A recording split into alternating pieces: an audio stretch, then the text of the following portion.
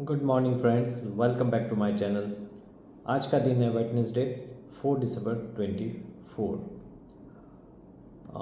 Gift Nifty इस वक्त करीब 10-15 पॉइंट 10-15 पॉइंट्स माइनस दिखा रहा है, जिसका सीधा सीधा सा मतलब है कि गिफ्ट निफ्टी से कोई खास क्लू हमको नहीं मिल रहा है। कल मार्केट का जो लास्ट टिक था वो 2445 के नीचे था।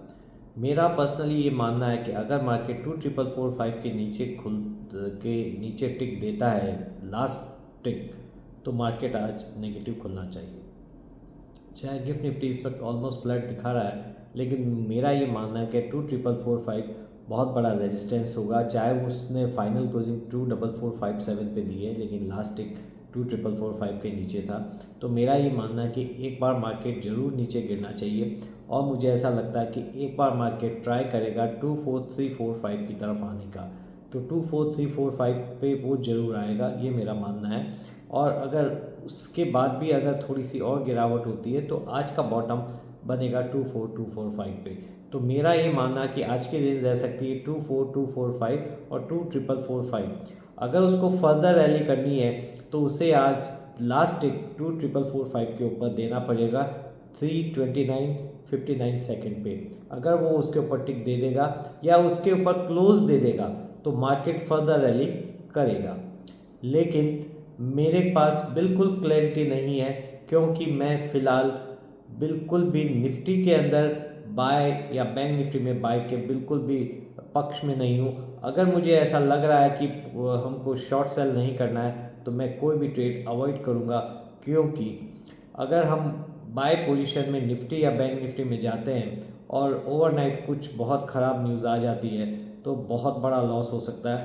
तो इससे अच्छा उसे अवॉइड करें और स्टॉक स्पेसिफिक काम करें, वो ज़्यादा अच्छा है। कल भी देखिए साउथ कोरिया में क्या हुआ। साउथ कोरिया में उनके प्रेसिडेंट ने मार्शल लॉ इम्पोज किया अपने कंट्री के अंदर, ये कहते हुए कि हमें नॉर्थ कोरिया से थ्रेट है, जबकि प्रॉब्लम उनके अंदर थी।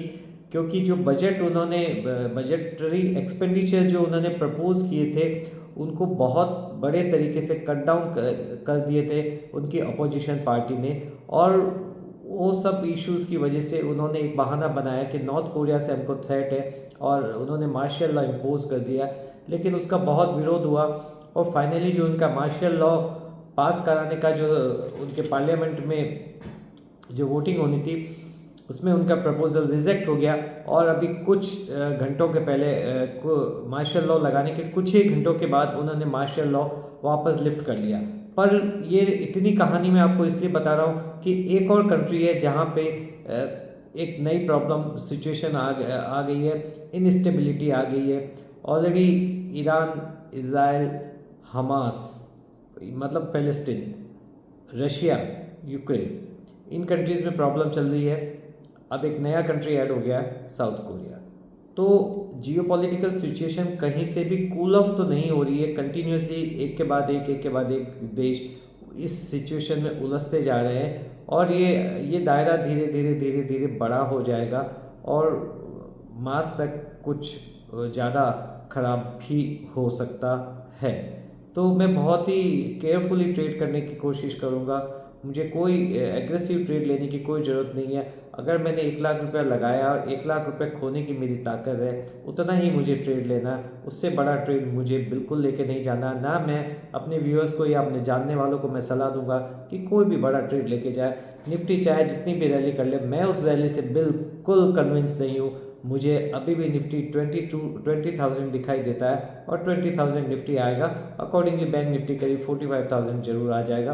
तो मुझे इसके अंदर बिल्कुल ट्रेड नहीं करना। मैं आराम से, मैं शांति से रात को आराम से जाके चैन से सोना चाहता हूँ, और सुबह आके मैं वापस फ्रेश मूड से पैसा कमाना चाहता हूँ। बाय करके मुझे अपनी कैपिटल साफ नहीं करनी है। जिन लोगों को करनी है वो कर सकते हैं। बहुत सारे लोग लाइव में आके मेरे को ट्रोल करने की कोशिश करते हैं, पर अगर उनको करना है तो कीजिए, कोई प्रॉब्लम नहीं है। मैं फेवर में नहीं हूँ। इसके अलावा आज एक अच्छा न्यूज़ है। मैं आपको काफ़ी दिनों से ये बोल रहा हूँ, ख़राब मार्केट है, अच्छा मार्केट है। मैं आपको फिर भी कंटिन्यूसली एक चीज़ बोल रहा हूँ कि डिफेंस में बाय कीजिए।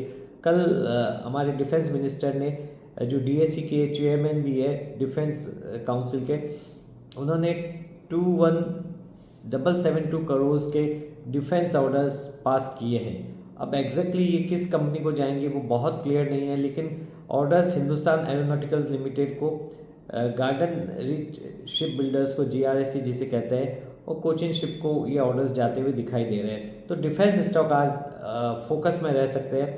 इन सब के होते हुए भी मेरा ये हमेशा मानना है कि मजगांव डॉक डिफेंस स्टॉक में सबसे बेटर कंपनी है, और इसलिए कल भी मैंने आप सबको मजगांव डॉक बाय करने का बोला है। वो कोचिन में मैंने ऑलरेडी टारगेट 1945 का दिया हुआ है। मीडियम टर्म में बहुत जल्दी कोचिन शिप 1945 आएगा, तो डिफेंस में बने रहिए। जहाँ तक म्यूचुअल फंड्स की बात है, सब लोग ये बोलते हैं कंटिन्यूसली, टीवी पे भी बोलते हैं, सभी जगह पे ये बोलते हैं कि म्यूचुअल फंड्स अभी भी पैसा लगा रहे हैं, म्यूचुअल फंड्स अभी भी पैसा लगा रहे हैं। म्यूचुअल फंड्स का क्या जाता है, म्यूचुअल फंड्स क्यों नहीं पैसा लगाएंगे? म्यूचुअल फंड्स की अपनी जेब से पैसा आता है क्या, या फंड मैनेजर अपने घर से पैसे ला के डालता है क्या? इस तरह की बेहुदा बातों करने का कोई मीनिंग नहीं निकलता है। मैंने अपनी लाइफ में 25-30 सालों में कई बार म्यूचुअल फंड्स को नेगेटिव रिटर्न्स देते हुए देखे हैं। ज़्यादातर लोग जो ये न्यू जनरेशन आई है, उन्होंने भी 2000 से उन्होंने ट्रेड करना शुरू किया। 2000 में कोरोना के दौरान निफ्टी 7600 आ गया था, और वहाँ से उसने बाउंस दिया है 26,000 का। तो इस तरह का जब मार्केट होता है, 7,000 से 20,000 पॉइंट की रैली करता है निफ्टी, तो कोई भी पैसा कमा सकता है, उसके अंदर कोई बड़ा इशू नहीं है। ये बात मैं कई बार कह चुका हूँ। मेरा अब ये मानना है कि म्यूचुअल फंड में बिल्कुल पैसा नहीं लगाना चाहिए। आने वाले 5 सालों में म्यूचुअल फंड आपको नेगेटिव रिटर्न देगा, डेफिनेटली नेगेटिव रिटर्न देगा। FIs स्टूपिड नहीं है कि FIs यहाँ से माल बेच रहे हैं और DIs माल खरीद रहा है। DIs का घर का कुछ नहीं जाता, उनकी अपनी जेब का पैसा नहीं है, वो आपका पैसा है वो इन्वेस्ट कर देंगे और अपना कमीशन और काट लेंगे। अगर आप 100 रुपये लगाओगे तो 20 रुपये आपका कमीशन काट देंगे, 20 रुपये आपको लॉस दिखा देंगे और 60 रुपीज़ आपको रिटर्न कर देंगे। देखिएगा ये होता है, और मैंने आगे होते हुए कई बार देखा है। ठीक है, तो म्यूचुअल फंड में पैसा लगाने की बजाय मेरा ये मानना है कि आप खुद इन्वेस्टमेंट कीजिए और उसमें आप ज़्यादा पैसा कमाएगा। अगर आपका पैसा आपके पास है, जब चाहे आप उसको विड्रॉ कर सकते हैं। तो म्यूचुअल फंड से कुछ होने वाला नहीं है। शॉर्ट टर्म में मार्केट रैली कर सकता है, मुझे शॉर्ट टर्म के बारे में बिल्कुल क्लैरिटी नहीं आ रही है, तो मैं शॉर्ट टर्म के मार्केट में स्टॉक स्पेसिफिक रहूँगा। मुझे जिस दिन लगेगा निफ्टी को शॉर्ट करना है, मैं बहुत बड़ी क्वांटिटी में निफ्टी को शॉर्ट करना पसंद करूँगा बाय करने के बजाय। तो अगर मैंने 10 दिन बाय करके जो पैसा नहीं कमाया, मैं एक दिन शॉर्ट में पैसा कमा लूँगा और वो दिन बहुत जल्दी आएगा। लॉन्ग टर्म में नो है, मीडियम टर्म में नो है, शॉर्ट टर्म में निफ्टी जरूर थोड़ी रैली कर सकता है अगर आज ये 24,445 के ऊपर क्लोज कर सकता है।